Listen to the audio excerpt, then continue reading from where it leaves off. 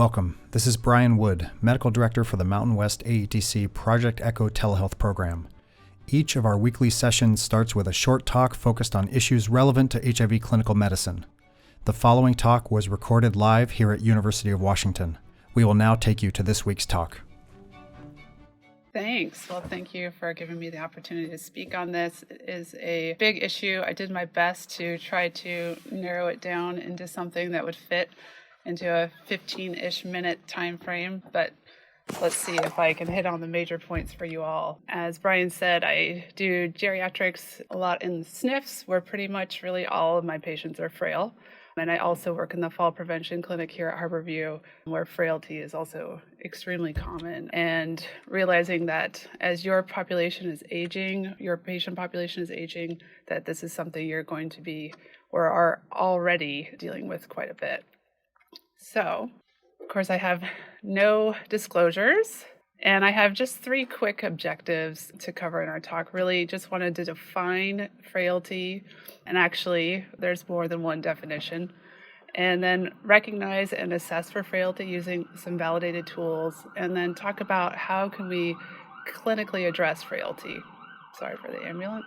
So just to start off, I'm curious if you all can tell me in the chat what frailty means or what your understanding of frailty is. It might be a definition, maybe you have some characteristics in mind, synonyms, like what is the image in your head or your understanding of frailty? And Brian, I can't see the chat, and Lord help me, I cannot navigate the share and the unshare. So if anyone throws in anything, can you tell me what you're seeing in the chat? Yeah, those are great. Those are all very accurate descriptors and certainly elements of frailty. And as we'll talk about later, sarcopenia itself is one way to define biological frailty. So we'll cover a lot of those ideas and concepts here. So really, frailty is a central concept of geriatrics, yet its definition remains a matter of debate. There's often sort of 2 camps of thought. You either know it when you see it versus a specific clinical syndrome with easily definable characteristics.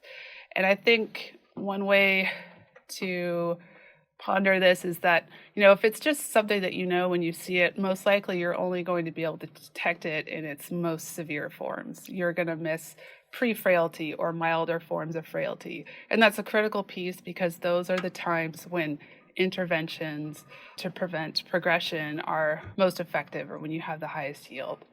So thinking about who's at risk for frailty, kind of looking at these 2 different columns here, you have your non-modifiable risk factors and then your potentially modifiable risk factors.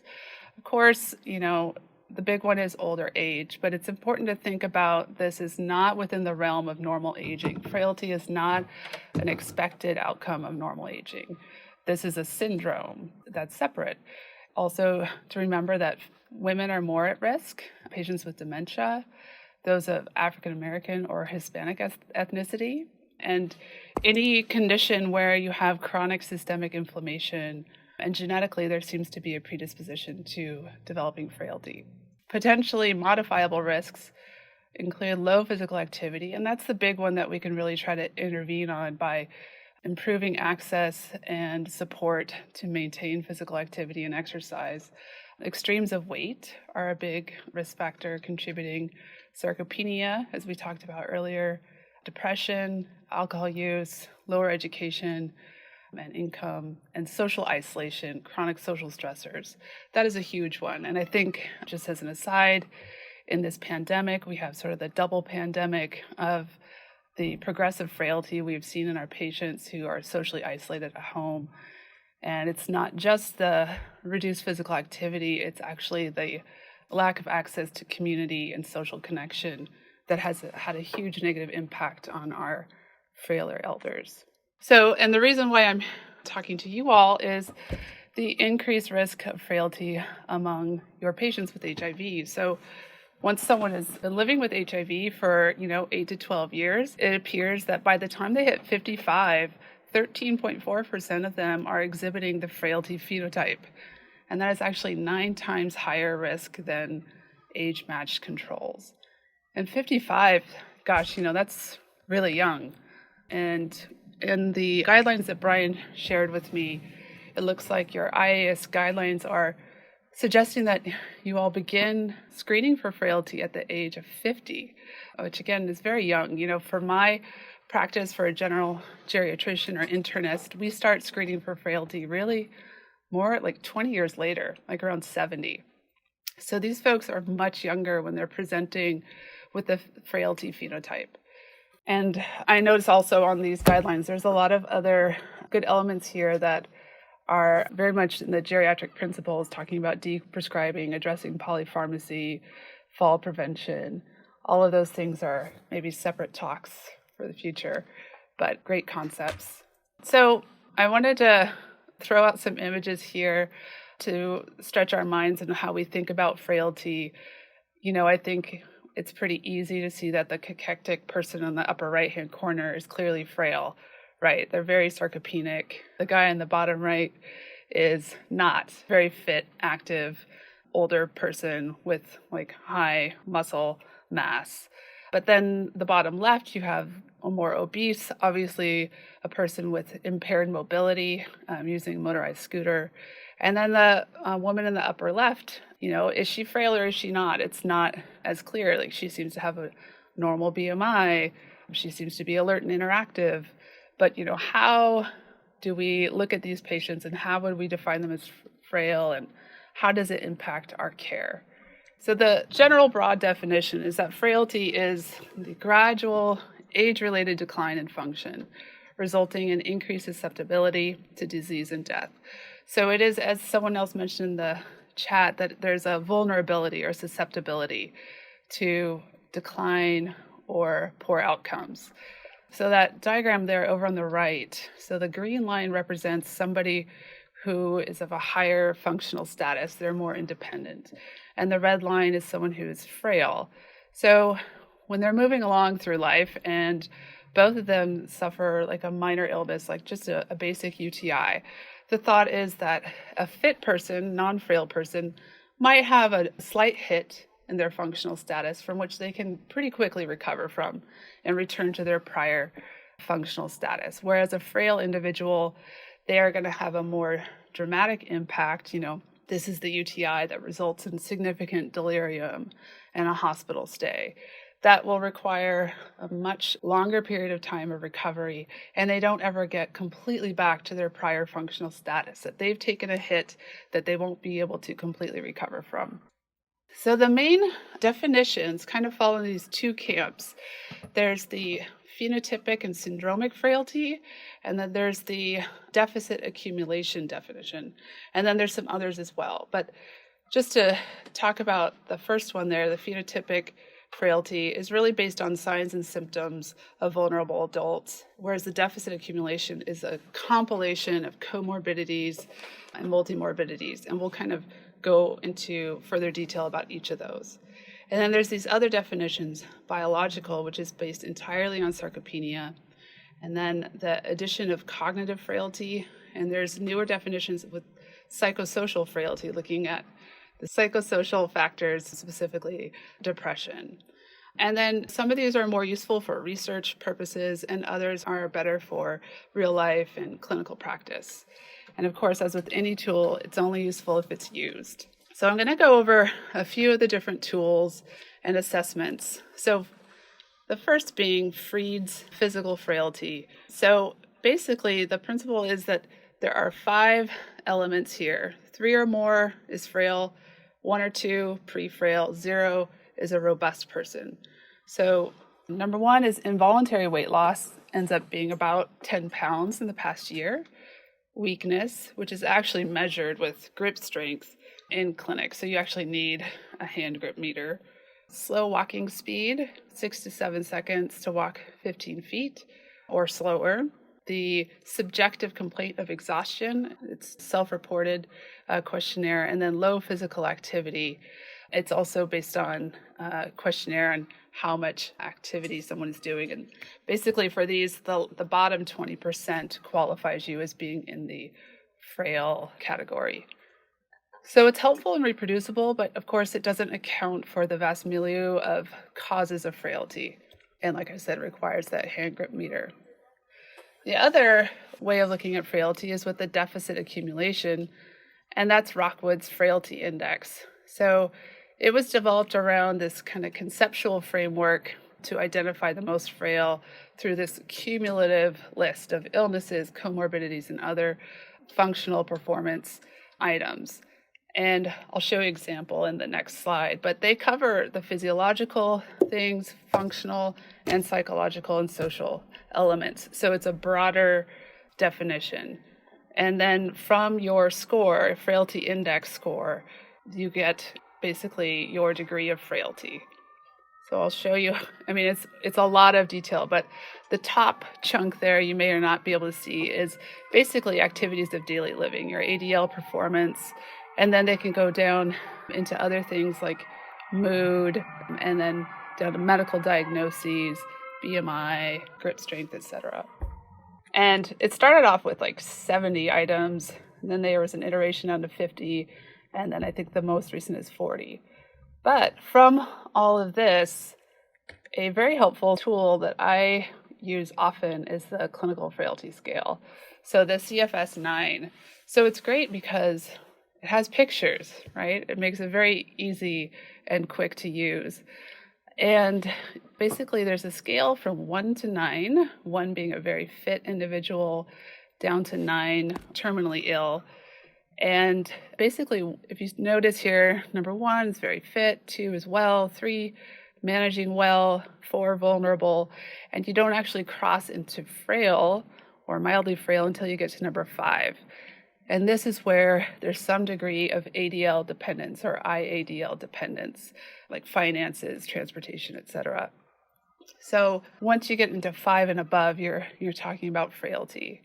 The clinical frailty scale, depending on your score, is also predictive of survival and institutionalization. So you can see those with the best scores are living the longest and able to maintain life out in the community, avoid institutionalization the longest as well, of course.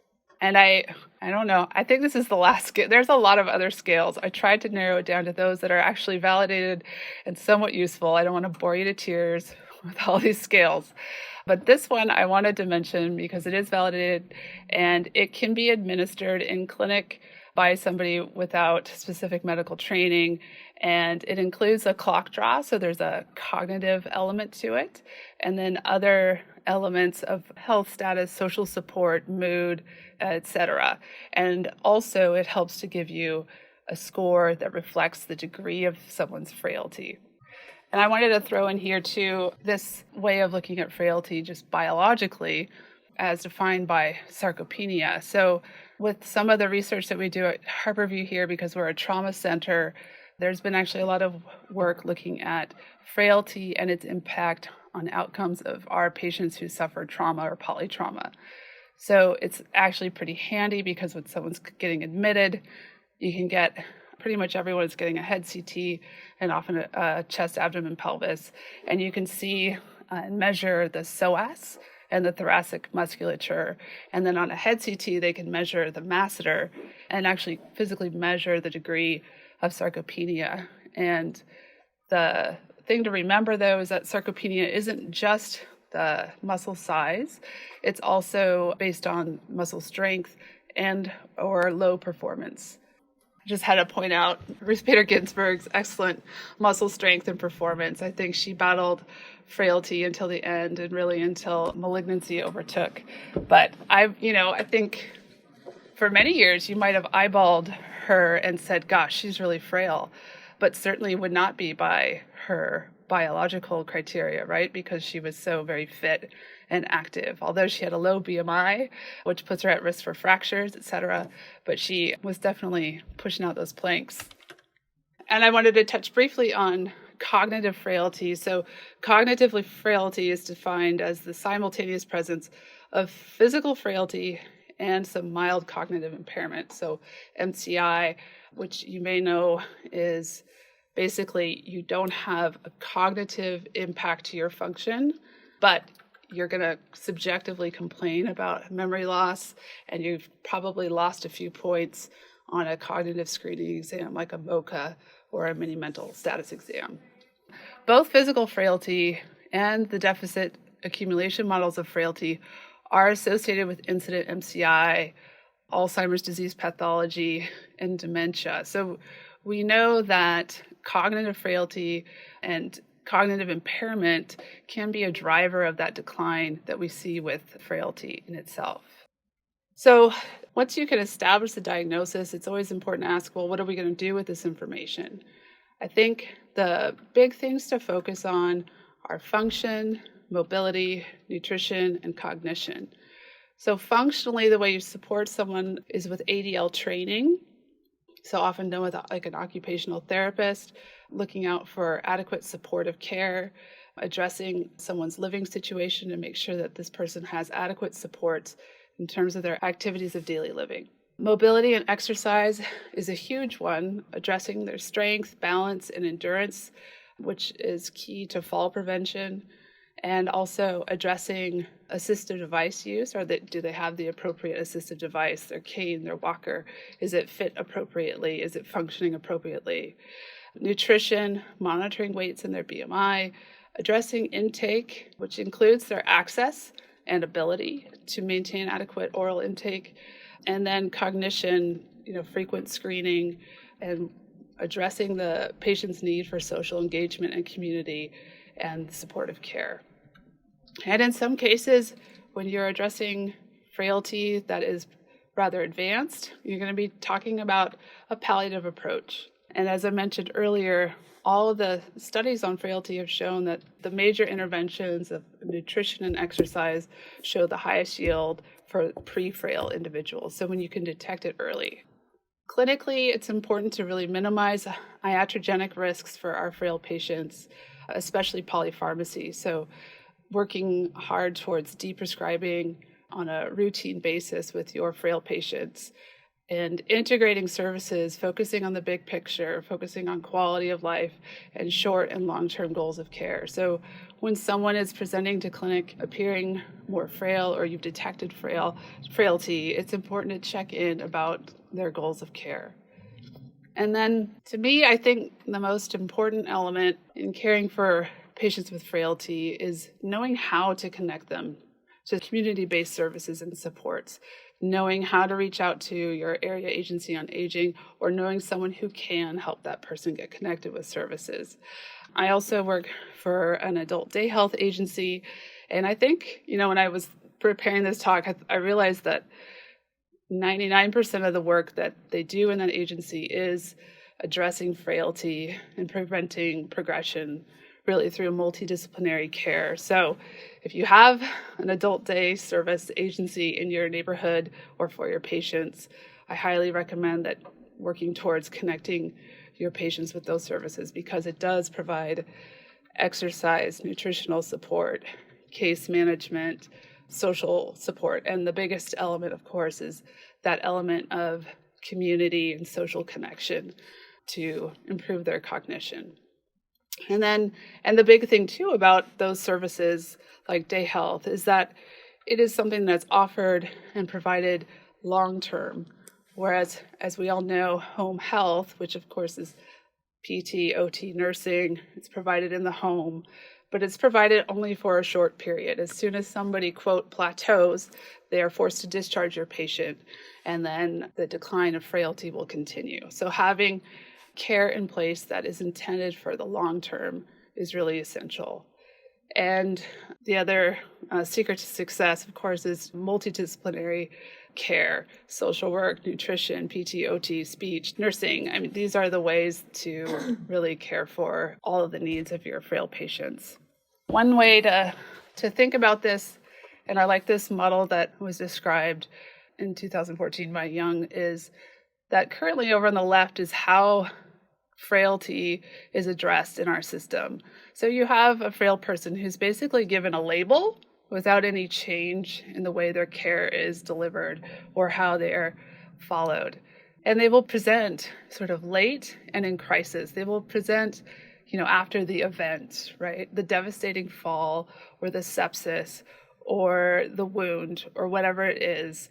And their care is then hospital-based and episodic, disruptive, disjointed. Whereas I think the goal would be to identify these folks early and see them as an older person living with frailty or in this case, in this HIV population, 50 and above, not even older really, but seeing this as a person who's living with a long-term condition, identifying preventative, proactive care by supported self-management and personalized care planning, and really having community-based, not hospital-based, community-based care that's person-centered and coordinated with all of the different disciplines. So I hope for the future. And I just wanted to say thanks. That's all I got. And you can email me if there's any questions or follow-up. And there's a good little disclosure.